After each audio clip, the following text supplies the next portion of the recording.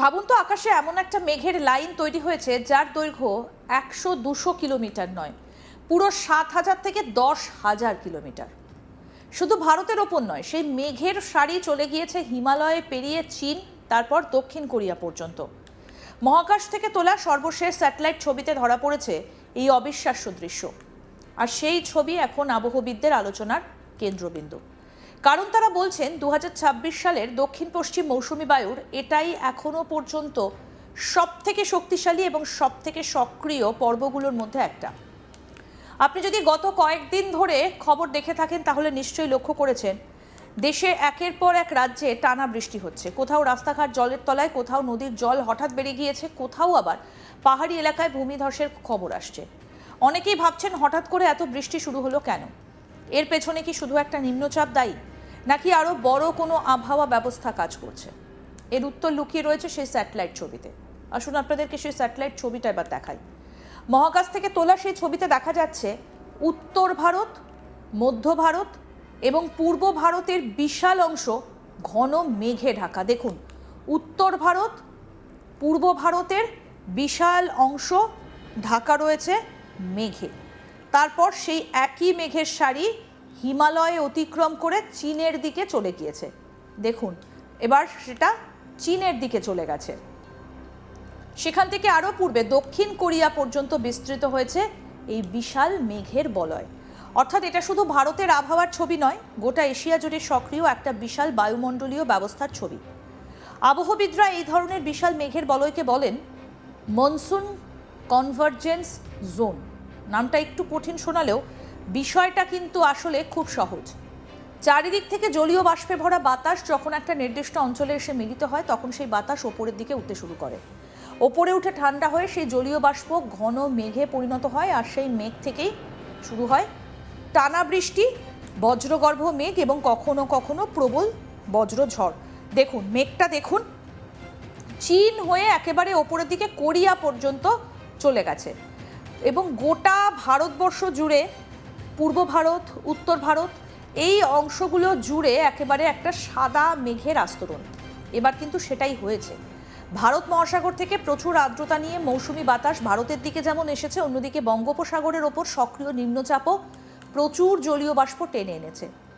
একই সময় উত্তর ভারতের ওপর মৌসুমি অক্ষরেখাও যথেষ্ট সক্রিয় রয়েছে। এই তিনটে আবহাওয়া ব্যবস্থা একসঙ্গে কাজ করায় হাজার হাজার কিলোমিটার জুড়ে তৈরি হয়েছে একটানা মেঘের ব্যান্ড।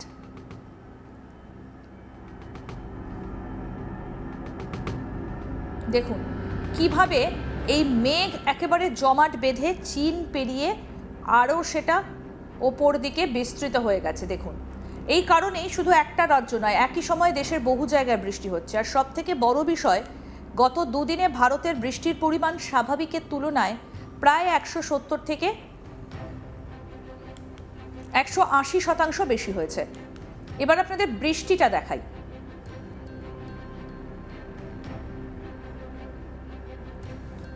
এই যে দেখুন কোথায় কোথায় বৃষ্টি হচ্ছে। দেখুন যে সমস্ত জায়গাগুলোতে মেঘের আনাগোনা, পূর্ব ভারত, উত্তর পূর্ব ভারত জুড়ে মেঘের আনাগোনা এবং এই একই বলয় দীর্ঘ সময়, অর্থাৎ এই সময় যতটা বৃষ্টি হবার কথা ছিল তার প্রায় দ্বিগুণের কাছাকাছি বৃষ্টি রেকর্ড হয়েছে। আবহবিদরা তাই এই পর্বকে বলছেন চলতি মরশুমের সবথেকে ভেজা সময়। উত্তরপ্রদেশে টানা বৃষ্টি হচ্ছে, উত্তরাখণ্ডে পাহাড়ি নদীগুলোর জল দ্রুত বাড়ছে, পাঞ্জাব এবং হরিয়ানার বহু এলাকায় কয়েক ঘন্টার মধ্যে রাস্তার জল জমে গিয়েছে, দিল্লি এনসিআরেও একাধিক এলাকায় প্রবল বৃষ্টির জেরে যান চলাচল ব্যাহত হয়েছে, রাজস্থানের যে এলাকাগুলো কয়েক সপ্তাহ আগেও বৃষ্টির অপেক্ষায় ছিল সেখানেও এখন বর্ষার দাপট দেখা যাচ্ছে। পূর্ব ভারতের অবস্থাও খুব আলাদা নয়। পশ্চিমবঙ্গ, বিহার, ঝাড়খণ্ডে একাধিক জেলায় টানা বৃষ্টির খবর মিলছে। উত্তর পূর্ব ভারতের আসাম, মেঘালয়, অরুণাচল প্রদেশ, ত্রিপুরা সহ একাধিক রাজ্যেও ভারী বৃষ্টির প্রভাব রয়েছে। বঙ্গোপসাগরের নিম্নচাপ স্থলভাগে ঢুকে এখনও প্রচুর জলীয় বাষ্প নিয়ে আসছে, ফলে আগামী কয়েকদিনও এই অঞ্চলে বৃষ্টি অব্যাহত থাকার সম্ভাবনা রয়েছে। কিন্তু একটা প্রশ্ন থেকেই যায়, এই ধরনের মেঘের ব্যান্ড কি নতুন? উত্তর হলো না। পৃথিবীতে আগে এমন ঘটনা ঘটেছে, কিন্তু এবার যেটা বিশেষ সেটা হলো এর আকার এবং সক্রিয়তা। 7 থেকে 10,000 কিলোমিটার দীর্ঘ এই মেঘের বলয় দেখিয়ে আবহবিদরা বলছেন এবারের দক্ষিণ পশ্চিম মৌসুমি বায়ু এখন তার পূর্ণ শক্তিতে পৌঁছে গিয়েছে। এই ছবিটা আরও একটা গুরুত্বপূর্ণ বিষয় আমাদের সামনে তুলে ধরেছে। আমরা অনেক সময় ভাবি ভারতের বর্ষা মানেই শুধু ভারতের ঘটনা, কিন্তু বাস্তবে বিষয়টা একেবারেই তা নয়। ভারতের মৌসুমি বায়ু গোটা এশিয়ার আবহাওয়ার সঙ্গে জড়িয়ে রয়েছে। ভারত মহাসাগর থেকে যে আর্দ্র বাতাস উঠে আসে সেটাই আরব সাগর, বঙ্গোপসাগর, হিমালয় হয়ে পূর্ব এশিয়ার দিকেও ছড়িয়ে পড়ে। ফলে ভারতের ওপর তৈরি হওয়া বড় আবহাওয়া ব্যবস্থা অনেক সময় চীন, কোরিয়া, এমনকি জাপানের আবহাওয়ার ওপরও প্রভাব ফেলতে পারে। এবারে স্যাটেলাইট ছবিটা সেই বিষয়টাকে চোখে আঙুল দিয়ে একেবারে দেখিয়ে দিয়েছে। তবে এত বৃষ্টির সঙ্গে যেমন কিছু সুখবর আছে, তেমনি কিছু উদ্বেগও আছে। সব থেকে বড় আশঙ্কা পাহাড়ি এলাকায়। উত্তরাখণ্ড এবং হিমালয় প্রদেশে ভারী বৃষ্টির কারণে হরপাবান, ভূমিধস, পাহাড় ধসের ঝুঁকি অনেকটা বেড়ে যায়। কয়েক ঘন্টায় প্রবল বৃষ্টিতেই ছোট নদী হঠাৎ করে ফুলে ফেঁপে ওঠে। পাহাড়ি রাস্তা ভেঙে পড়তে পারে, তাই প্রশাসন ইতিমধ্যেই সতর্কতা জারি করেছে। সমতলেও পরিস্থিতি খুব একটা সহজ নয়। শহরে ড্রেনেজ ব্যবস্থা দুর্বল হলে কয়েক ঘন্টার বৃষ্টিতেই রাস্তা জলের তলায় চলে যায়। অফিস যাত্রীদের সমস্যা বাড়ে, যানজট তৈরি হয়। নিচু এলাকায় বাড়ি ঘরেও জল ঢুকে পড়ে। ফলে শুধু বৃষ্টি হলেই যে সবাই খুশি হবে তা নয়। কোথায় কতটা বৃষ্টি হচ্ছে সেটাই এখন সব থেকে গুরুত্বপূর্ণ বিষয়। তবে কৃষকদের জন্য এই বৃষ্টি অনেকটাই স্বস্তির খবর। গত কয়েক সপ্তাহ ধরে দেশের বিভিন্ন জায়গায় বৃষ্টির ঘাটতি ছিল। ধান রোপণ, ভুট্টা, ডাল, সয়াবিন সহ খরিফ মরশুমের একাধিক ফসলের কাজে প্রভাব পড়ছিল। অনেক জায়গায় জমিতে পর্যাপ্ত আর্দ্রতা ছিল না, ফলে কৃষকদের উদ্বেগ বাড়ছিল। এখন সেই ছবিটা বদলাতে শুরু করেছে। একটানা বৃষ্টি হলে মাটিতে আর্দ্রতা বাড়বে, চাষের কাজ গতি পাবে, জলাধারগুলোতেও নতুন করে জল জমবে। আগামী কয়েক মাসের জন্য সেচের জলের চিন্তাও অনেকটা কমবে। শুধু কৃষি জমি নয়, দেশের পানীয় জলের পরিস্থিতিতেও এই বৃষ্টি ইতিবাচক প্রভাব পড়তে পারে। বর্ষার মাঝামাঝি সময়ে যদি বড় জলাধারগুলো পর্যাপ্ত জল পায়, তাহলে গরমের সময় জল সংকটের আশঙ্কা অনেকটা কমে যায়। এখন প্রশ্ন, এই বৃষ্টি আর কতদিন চলবে? আসুন আপনাদেরকে আরেকবার দেখাই। দেখুন মেঘের আনাগোনা ঠিক কোন কোন জায়গাতে রয়েছে।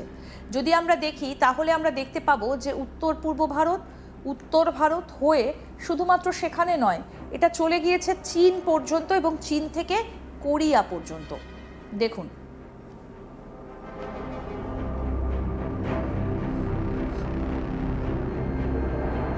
এবং চক্রাকারে কিন্তু এটা একেবারে আবর্তিত হচ্ছে। আবহাওয়ার পূর্বাভাস কি বলছে? আগামী কয়েকদিন দক্ষিণ পশ্চিম মৌসুমি বায়ু একই রকমভাবে সক্রিয় থাকবে। উত্তর ভারত, মধ্য ভারত, পূর্ব ভারত, উত্তর পূর্ব ভারত বিস্তীর্ণ এলাকায় মাঝারি থেকে ভারী বৃষ্টির সম্ভাবনা রয়েছে। কোথাও কোথাও অতি ভারী বৃষ্টিও হতে পারে। তার মানে কি সব জায়গায় সমান বৃষ্টি হবে? উত্তর না।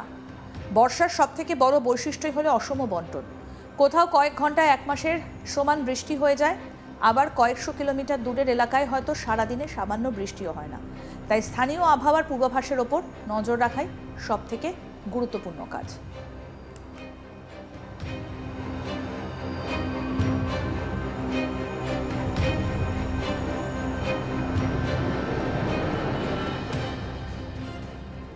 আরও আপডেট পেতে দেখতে থাকুন আজ তাক বাংলা। সাবস্ক্রাইব করুন, নোটিফিকেশন পেতে বেল বাটন অপশন প্রেস করুন।